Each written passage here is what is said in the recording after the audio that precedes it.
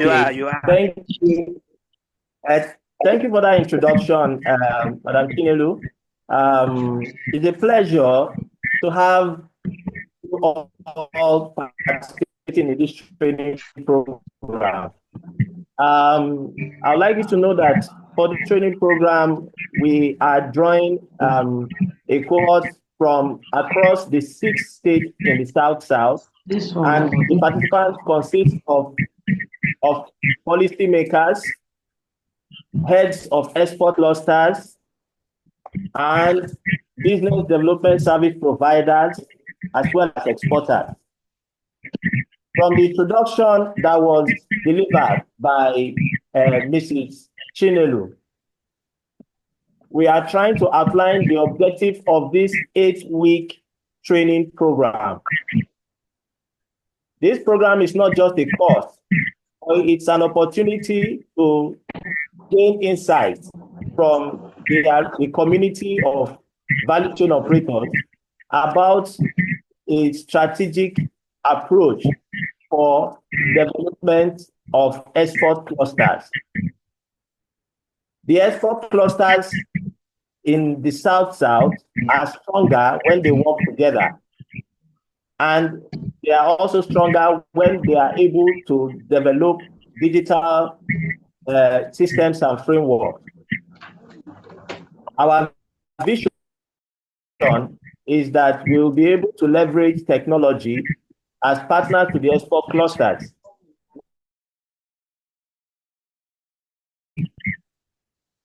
to strengthen and reinvent the export clusters in order to boost non-oil exports from Nigeria. I bring you greetings from the Executive Director, CEO, NEPC, and I will proceed with my first presentation for today, which is going to be on the screen. Please, could you share the first presentation for the day? While the presentation is being shared, I would like to quickly tell you the enablers for this new thinking for export clusters and cooperatives. One of the enablers, of course, is technology. It's very clear that there are so many technological advancements that are going to make it easier for small businesses to be more competitive. Wow. Small businesses also depend on the export clusters. So the export clusters are going to be strengthened to provide more value proposition. Partnership will increase and scale, and then the impact will be felt across the value chain. The second enabler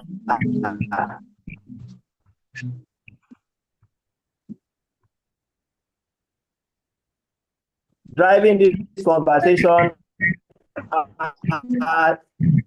geoeconomic, international geoeconomic dynamics policy called the EUDR policy, which intends to restrict imports to only deforestation-free imports. For you to be able to access that market, even if you are deforestation-free, you need to have traceability technology, track and trace capabilities. As we are speaking, there's a national task force addressing this trade barrier, and that national task force is looking for platforms that will be used to cascade solutions that will be made available to cooperatives and clusters. And it is expedient. We have decided to focus on clusters in 2025. While working hand in hand with the major exporters in the various segments, we also want to have a framework that will accelerate the growth, inclusive growth for SMEs in non-oil exports. So therefore, it is pertinent that we support export clusters to strengthen their value proposition to members. Fourthly, we are having state export strategies across the various states in the South-South that have been approved. And this provides an opportunity to, to bridge the relationship between cooperatives and state governments. State governments want to see cooperatives and clusters that are well organized. They want cooperatives and clusters that have more structure to their governance, that have more transparency and accountability. And we believe that with the affordable, simple solutions that we intend to deploy in tandem with leaders of the export clusters who will also serve as business development service providers, that will assist in accelerating the development of clusters in the states in the South-South.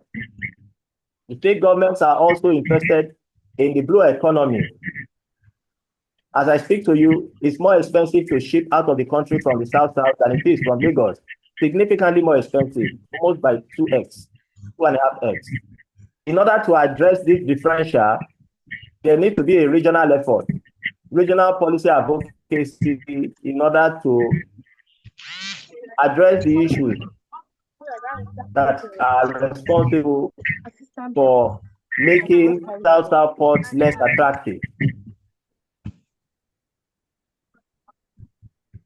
Finally, the NEPC has realized a strategic framework that is recognized by the government, which is a project of the Small and Medium Enterprise Development Association of Development Agency of Nigeria, which is a strategic partner to us. And that program is also to strengthen the proficiency of business development service providers. We have gone through the framework of that BDSP program, and we have created a partnership with that framework to strengthen business development services to export clusters in order to boost non-export. And you'll be hearing more about that in the course of this program. The title of this training is the framework of the S.M.A.R.T cluster model. Now, the S.M.A.R.T is an acronym. What is the meaning of the acronym S.M.A.R.T? First of all, the acronym was derived from our in-depth engagement with the export clusters in the South-South. In Rivers State, we had a meeting with about 30 export clusters last week, Friday, and we also have had meetings with other business development services providers on other platforms, and we were able to identify 5 areas of weaknesses, which we believe that by creating a regional framework that will cascade technology and also with the support of our BDSP framework, any export cluster, like any other business, we have a strategy. We need to help them to document it and demonstrate very clearly the value proposition. You must be able to communicate to your key stakeholders, which are your members, your buyers, your internal buyers, and your partners in NEPC, in financial institutions, in development partners and donor agencies. Your members want more accountability, stronger systems and frameworks that guarantee that their interests are protected. Your buyers want more traceability, and your stakeholders want transparency. They want to be able to see your structures. They want to see your why and your how. They want to understand where you are and where you are going, because S4 clusters are not short-term enterprises. They are long-term, medium to long-term, and strengthen their strategies and communicate it through well-documented strategy canvas documents. The M in SMART refers to market access. We realize that a lot of export clusters and export cooperatives are not actually exporting because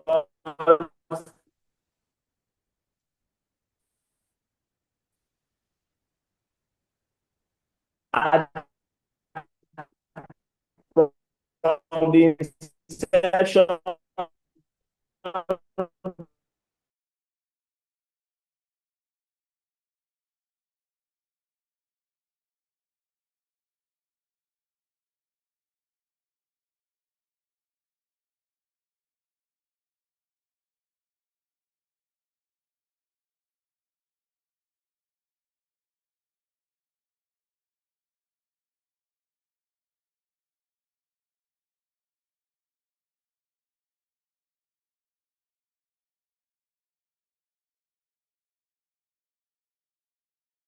says, A is for accountability.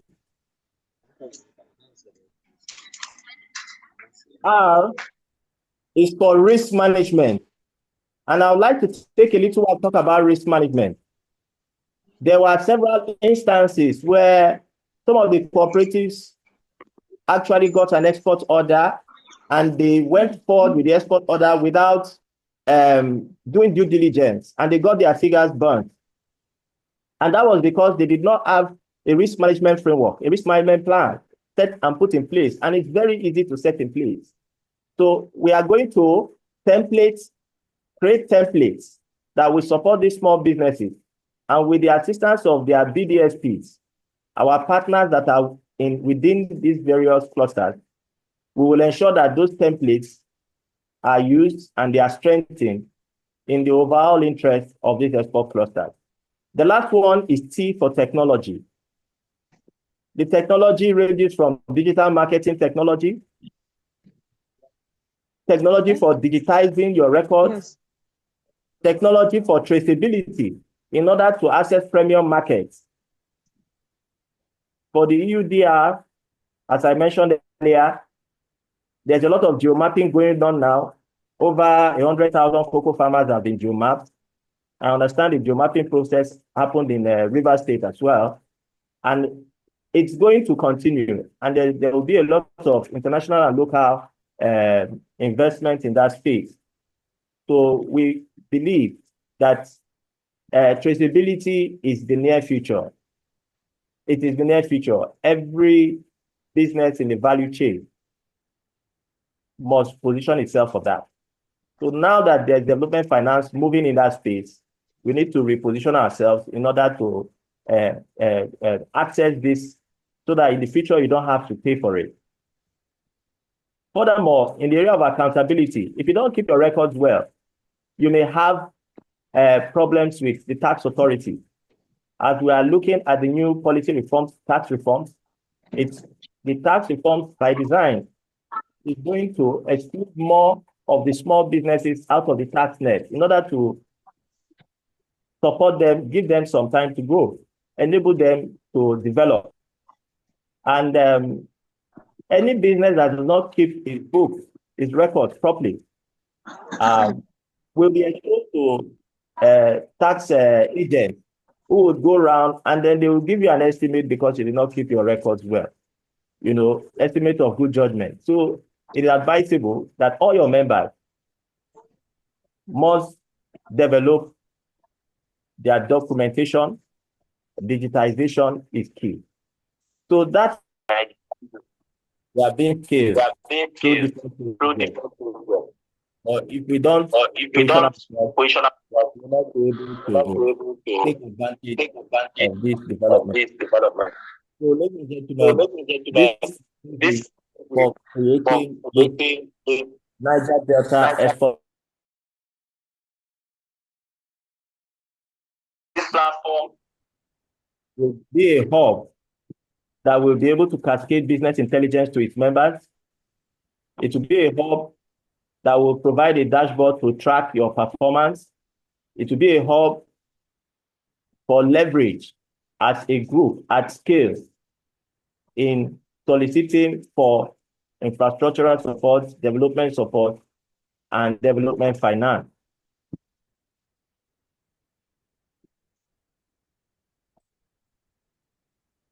After this presentation, we'll have an opportunity for participants to make their inputs because we have only had the engagement at the River State level.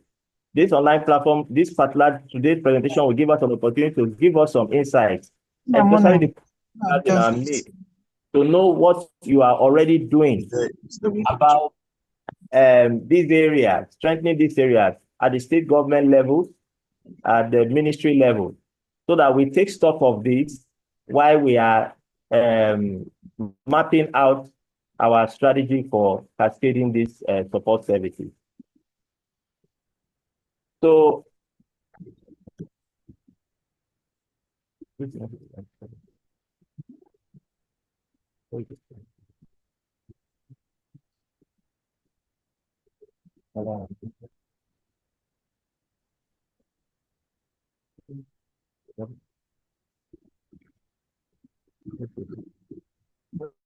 market access, where we can encourage cooperative exporters, cooperative of farmers to access the international markets, with the BDSP serving as a broker, leveraging online platforms, online portals, e-commerce, digital marketing as a service to the cooperatives.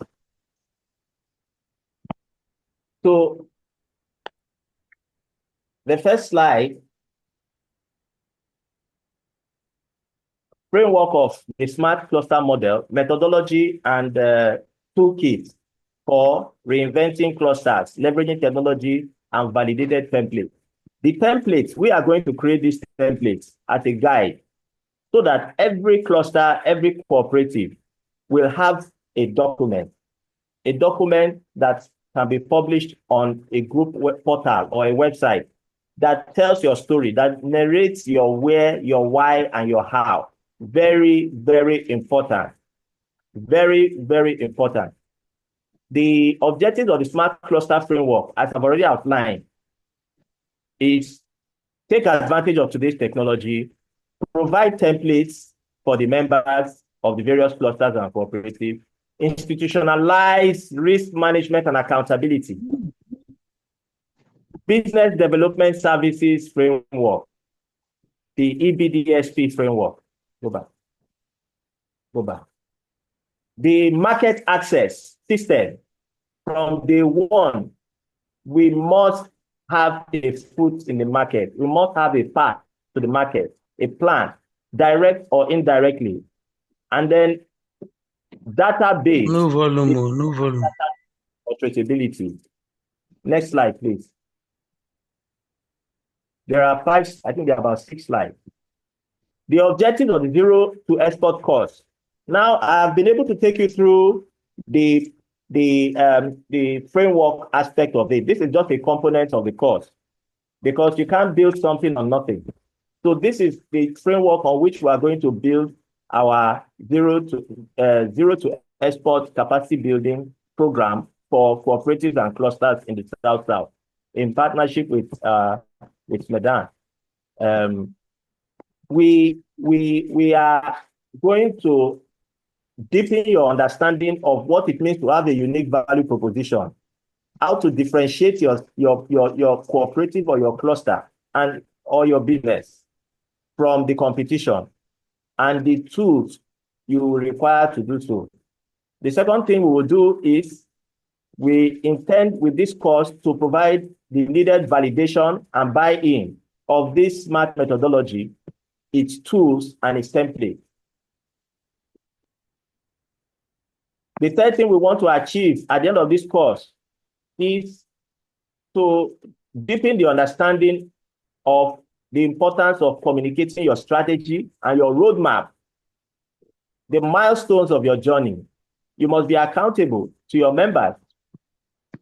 So you must be able to review your strategy at various junctions in your journey and update your roadmap so that your stakeholders, which include your members, your buyers, and your partners, will continue to have confidence in your mission.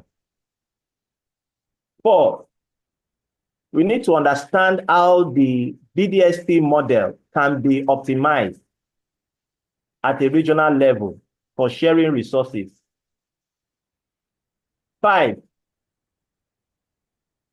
we want this course to also help you to understand the smart technologies and their applications across the breadth of services of clusters and their operations.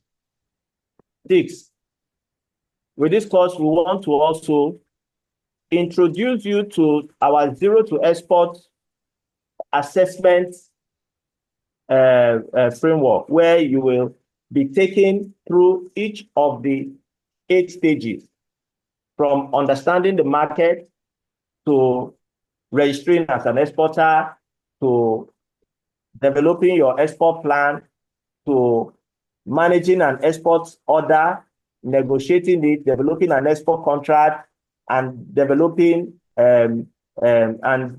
securing your export order so that you can now generate your pro forma invoice. Then moving to the commercial documents, where you are addressing the bank, opening a domiciliary account, opening an NXP. That is to convey to your bank and to the CBN, through your bank to the CBN, your intention to export and repatriate. And then engaging with your pre-shipment inspection agents, securing the appointments, developing the documents they would like to see, your quality documents, your sanitary and phytosanitary documents, certificate of fumigation, your packing list, preparing your customs documents, single goods declaration form, procuring, warehousing, and then logistics, understanding the international market, understanding Incoterms, and then shipment, understanding your shipment documents, and then moving to payments, understanding the types of payments solutions and what are the advantages and disadvantages, and why the letter of credit and free on board Incoterm is most widely used, and what are their strengths, and how to do due diligence to make sure that your letter of credit is intact. And then moving down to repatriating the fund to back into the country in compliance with government policies on repatriation. And then moving on to applying for incentives with NEPC and other institutions that they provide incentives for exporters. So that journey is your zero to export journey, which will be taught to you in the course of this program.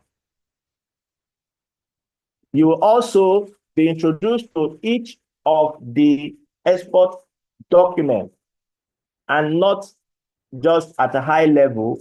You have the opportunity to have a tactile engagement with that document, understand the data entry and the justification for them for each of these documents, so that you have sufficient proficiency to support businesses who want to embark on an export transaction.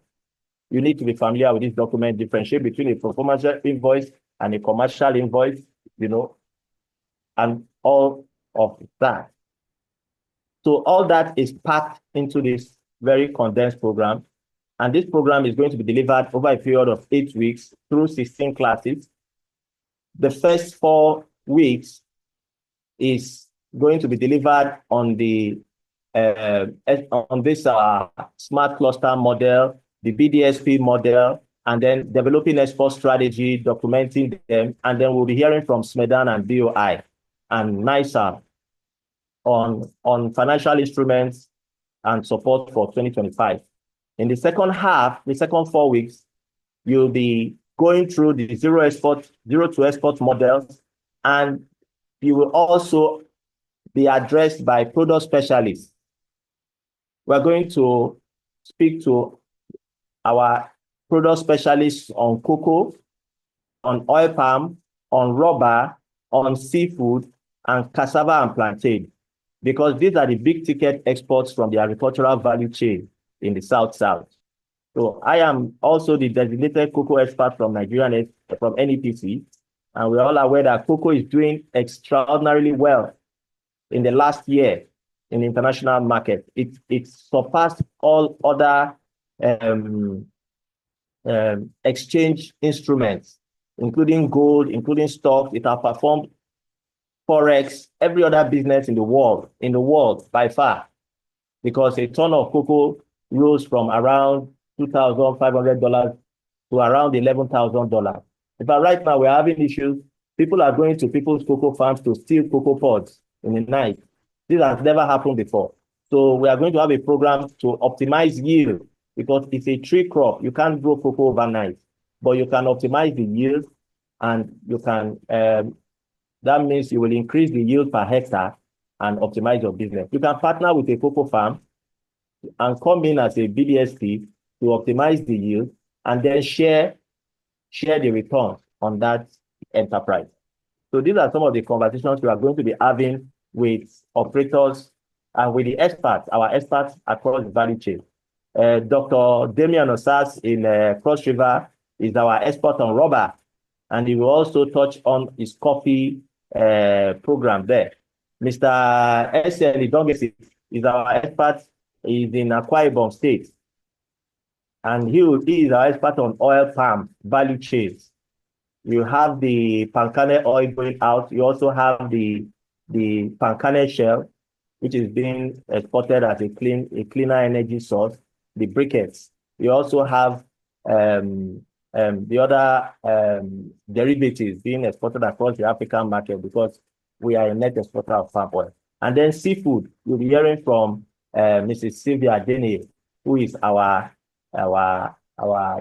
expert focused on seafood and blue economy. And then from Mr. Peter Nopasa, the state coordinator in Delta State. So our state coordinators across the state, who are designated specialists, will be speaking to those various value chains, and you have the opportunity to engage and interrogate the opportunities in 2025. Next slide, please. So we're coming to the end of this presentation. The course outline, please, next slide.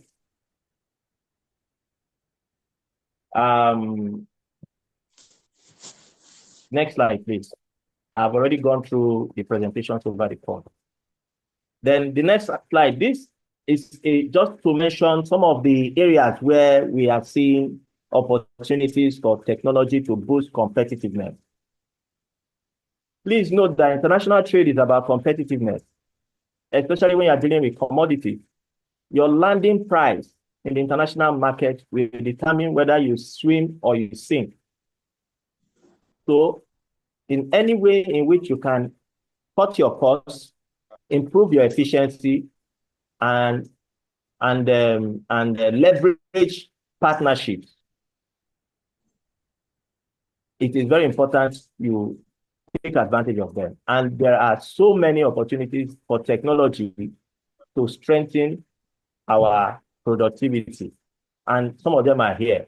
First and foremost, we want to see a situation whereby all export clusters and cooperatives have digital records, so that we can have databases at cluster level, cluster of cooperatives, and we have database at the hub level. We want to have a dashboard, and that way everybody counts, and we'll be able to do data analytics to justify policy advocacy. Secondly, automation is going to make this task easier than it sounds, because with automation technology, you can be able to harvest this data, submit surveys, submit reminders, document this data, build database, all done automatically, automation by the technology. AI have used. So we're going to leverage automation, build our databases, and develop the analytics. Thirdly, the mapping of farmers is already going on, is only going to scale, and we are going to accelerate our participation by organizing and arranging ourselves so that our platform can be an access point for deploying these traceability technologies, deploying and tracking the traceability technology. Data analytics dashboard. We will have a dashboard where we can track and where stakeholders who will be given access will be able to identify the gaps in the value chain, identify where the market is fragmented, and then our development partners will be able to work with us to come in because of that level of visibility. Finally, after that, we also have digital marketing and e-commerce.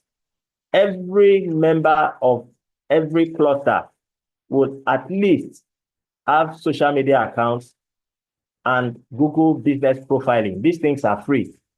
So the business development unit in each of these units will set up this account for them. And we can cross-reference each other and support each other's brand visibility. Then we also have shared B2B market linkages. We have resources that NEPC has subscribed to where we can find buyers.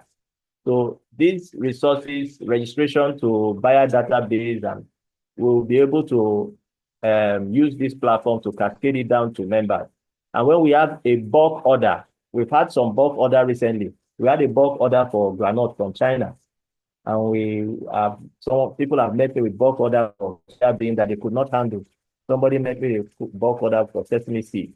So if we are together and united, we can be able to address these bulk orders efficiently. Even for products outside the South, if there is a business case for it, we can focus on value addition, processing of those products at this hub. And if we address our blue economy constraints, we can push this product out of the South seaport. Then we also have regional capacity building, which is what the BDSPs are going to handle. And then the automated M&E ratings and survey for members. Your members are going to have the opportunity to give you feedback. So if we want to digitize it, this is what we'll be able to support you in doing, so that you will be able to communicate your high performance, which will increase the inflow of members. And every cooperative strength is the number of members it has. If you have 10,000 members, you have a louder voice than a cooperative that has 1,000 members, regardless of any other factor. You are a leader, and you will be able to, you will have a voice both at the community level and at the state government level. So we want you to sharpen your understanding of your value proposition, strengthen your strategy to implement, digitize to increase your visibility, and then scale your membership in order to increase your influence in the ecosystem. And then finally, we have the regional dispute redress mechanism. So one of the benefits of being part of a larger, broader platform is that you are no longer small. Every small business can escalate any dispute, either with local government authorities or with tax authorities, or whatever level of dispute or challenge you are having. The larger framework will protect you. We will be able to intervene on your behalf. We are setting up a digital dispute redress mechanism as part of the state export strategies. So anything that creates a bottleneck in your journey, your transactional journey for export, you only need to escalate it, and it will be taken up at the State Committee on Export Promotion. Every state in Nigeria has a State Committee on Export Promotion. You are supposed to have a voice at that committee, a representative at that committee. So let us do well to strengthen our framework so that our voice is strong. Next slide. Thank you. That is the last slide. Thank you very much. I hope the technology did not fail me in communicating the essence of this strengthened and dense program. We are hoping that you will fulfill your commitment to follow us through the 8 weeks, Tuesdays and Thursdays, for just 1 hour on Tuesdays and Thursdays. And by the end of the 8 weeks, we will give you a letter of recognition of proficiency that will complement your BDSP credential as a specialist in the export domain. So we look forward to embarking on this journey with you, and it has to be a two-way conversation. Please, we want to see your feedbacks on the WhatsApp platforms. Any questions you have will be addressed there. But before we leave, there is a poll that will be shared, and we would like to hear your feedback about the idea. What you think will be the challenges, the barrier to implementing this framework, and what are the solutions that are happening already that we should take stock of, and instead of reinventing the wheel, we can get on board, partner, and strengthen those existing frameworks. So the host is going to deploy a poll. I would like us to take our time, just about 4 questions, to answer those questions so that we have a feel of your disposition towards this program. And yes. So while he's deploying the poll, if there are questions, I will be ready to take those questions. Please just indicate by raising your hand, and you will be given the opportunity, given the floor to speak. Thank you very much for your attention. Thank you, sir. We appreciate your presentation. Hello, good afternoon, sir. Okay, thank you very much, everyone. Good afternoon, and thank everybody. you to Architect Benedict. Hello, good afternoon, everybody. Yeah, go ahead. Good afternoon. Good afternoon, sir. I appreciate you for the presentation, sir. God bless you. We appreciate it. It's a welcome development. My question goes, at the course of your teaching, you talk about geo-mapping of farmers. Mr. Raphael, we're waiting for your question. Hello, can you hear me? I'm asking already. Hello? Go ahead. Go ahead. Go ahead. We can hear you. At the course of your teaching, you talk about geo-mapping of farmers that is already going on. We want to know the center in Edo State and how we can key into it, because we are farmers, sir. And lastly, I want to know how we can join the general WhatsApp group of the South-South. Thank you very much. Okay, thank you very much for your question. So I mentioned geomapping that is already going on. And I mentioned that it is in response to the EUDR policy, which is focused on 7 cardinal products, which is cocoa, rubber, oil palm, soybean, timber, leather, that's products from livestock. And it includes anything that is derived from that product, even a toothpick. You must be able to trace it back to the tree and trace the location of that tree. Now, the geomapping that is going on presently is primarily focused on cocoa and soybean value chain, because there's a lot of exposure, a lot of risk, because I think about 70 to 80% of our exports to Europe is cocoa. So the focus right now is more on cocoa and soybean, because a lot of companies that are using soybean, producing soybean products in Nigeria, they are exporting them. However, there is going to be a very rapid escalation of intervention geomapping across other value chains, because we are moving towards having a national traceability system. So the traceability imperative is a little bit ahead of us. We want to catch up and want to overtake it. So that's why we need to create a framework where these opportunities will be attracted to the framework, and then we will be able to key in. So to answer your question directly, the traceability projects, you don't go to them, they come to you. So those projects are designed, they identify hotspots, areas where there's the highest risk or where there's the highest density of producers so that they will be able to use them as pilots in the various states. There's a project like that in Cross River. There's a project like that in Ondo State. I'm not very sure that those states pilots are taking off, but definitely across this forest belt, we are going to see an accelerated, an uptick in geomapping projects. So we need to prepare for that. So that's what I want to say. Then as regards joining the platform, please, immediately after this program, you will be, anybody that would like to join the platform will be added. Please just get directly in touch with Chinelu. I don't know whether you paste your number on the chat or Chinelu, you